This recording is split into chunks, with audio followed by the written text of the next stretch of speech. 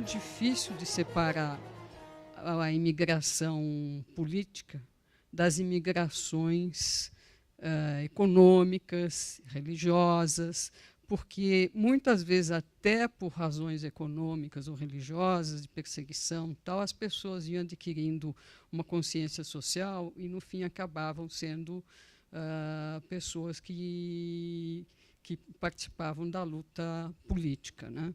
A primeira imigração judaica para o Brasil ocorre por volta de 1905. Ela tem muito a ver com a construção do Barão Hirsch, né, que eram os judeus da Europa Ocidental eram totalmente diferentes. Eles receberam alforria com a Revolução Francesa no final do século XVIII. E eles eram muito assimilados, conseguiram estudar, e muitos deles ficaram muito ricos.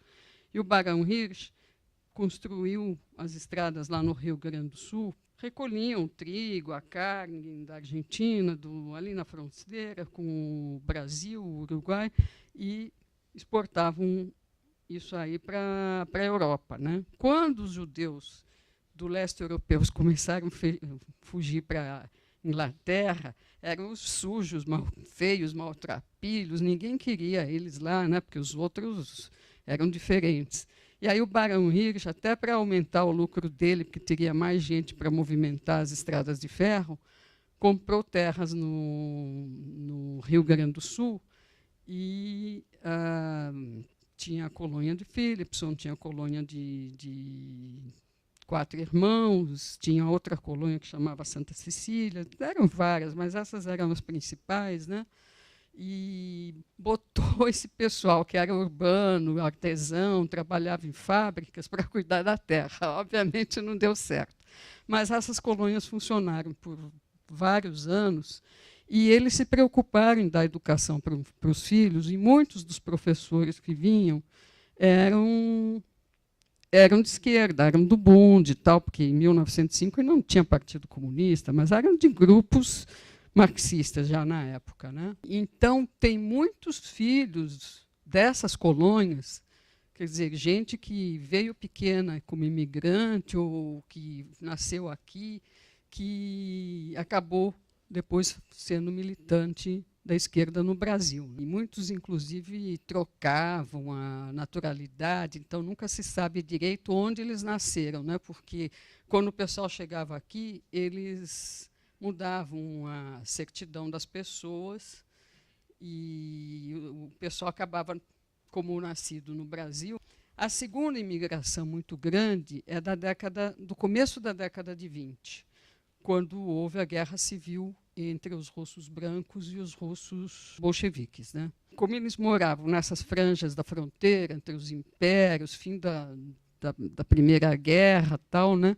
Então muita gente fugia, porque ora era atacado pelos brancos, ora também era atacado pelos vermelhos, porque por causa da guerra, tal. Então muita gente fugia. Então veio muita gente, mais gente na década de 20 para cá do que em 1905, porque em 1920 os americanos estabeleceram as cotas de imigração. Então ficou quase impossível imigrar para os Estados Unidos, e aí o pessoal começou a vir mais para a América Latina, né? A terceira imigração, que talvez tenha sido a maior delas, ela é de 35, 36, depois da ascensão do Hitler ao poder, né? E essas imigrações todas, elas são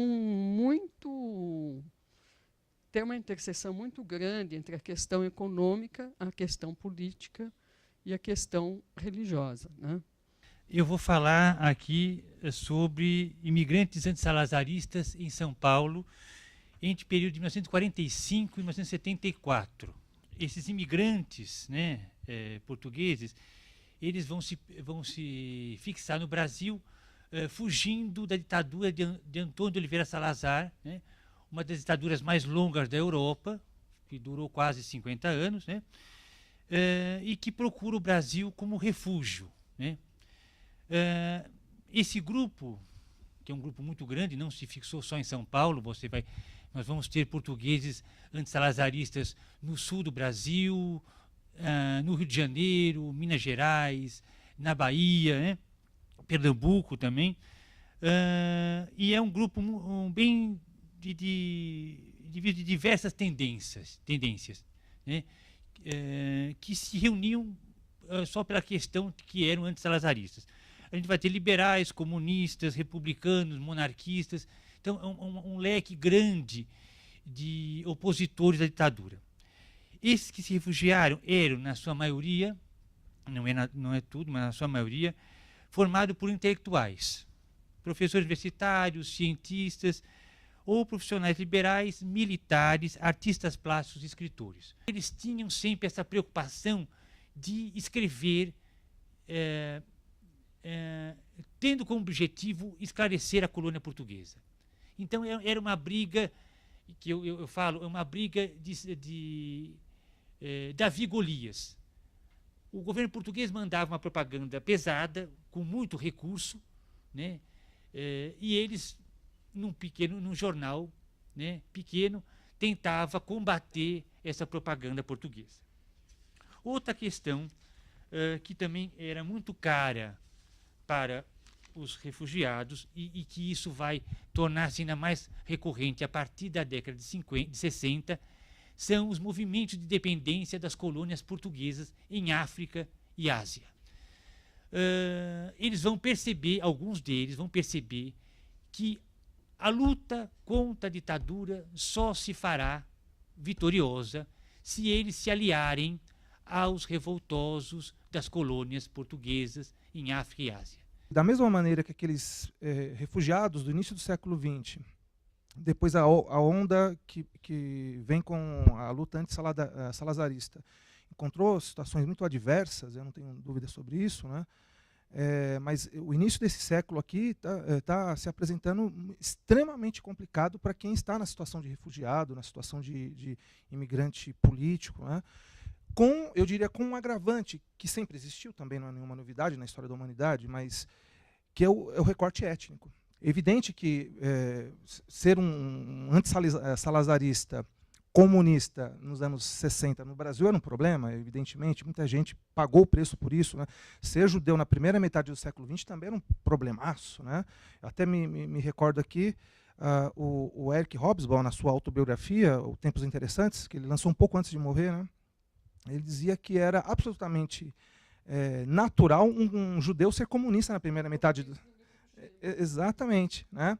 Então os judeus pagavam um duplo, digamos, penar, né? Pelo fato de ser judeu, no Ocidente nós sabemos bem a história do povo judeu, e ser judeu comunista. Então, realmente, eu não tenho dúvida sobre os problemas naquela época e hoje, né? Mas hoje eu diria que, em função desse recrudescimento político no mundo, em função aí do desastre do processo de globalização como foi implementado nas últimas décadas, o recorte étnico, talvez, eu não diria assim, que mais do que no passado, mas eu tenho certeza que essa questão hoje vai ser muito difícil de ser lidada, de ser tratada em função dessa questão.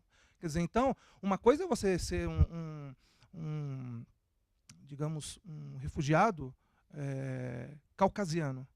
Outra muito diferente é ser negro ou ser indo-americano. Eu não tenho dúvidas de que estar na condição de refugiado político, de refugiado e de imigrante econômico, nunca é agradável em nenhuma situação, nenhuma circunstância. Mas a gente não pode desconsiderar esse elemento, ao meu ver, né? Ser caucasiano, digamos, estar dentro daquele biotipo que é considerado, digamos, aceitável nas elites, não só latino-americanas, acho que isso no mundo todo, né? É uma coisa. Ser comunista, anti-globalização, e ainda por cima, ainda ser negro, índio tal, é outra coisa. Para concluir, eu acho importante que eu e a professora Dina tratamos aqui sobre a imigração, e uma imigração diferente daquilo que a gente estuda, a gente vê com muita recorrência. Não aquela imigração vista no tempo como romântica, aquele do imigrante que veio, pobre, prosperou, trabalhou muito, né, criou os filhos, auxiliou no progresso da nação, né, que é muito explorado ainda hoje na historiografia. A ideia nossa é trazer o outro imigrante, aquele que veio não para prosperar, mas veio para fugir de uma condição que talvez fosse boa lá, porque muitos, como foi dito aqui, deixaram cargos na universidade, eram profissionais liberais, tinham uma vida talvez econômica boa, mas saíram para não serem mortos, para não serem presos, porque pensavam diferente do governo que estava lá.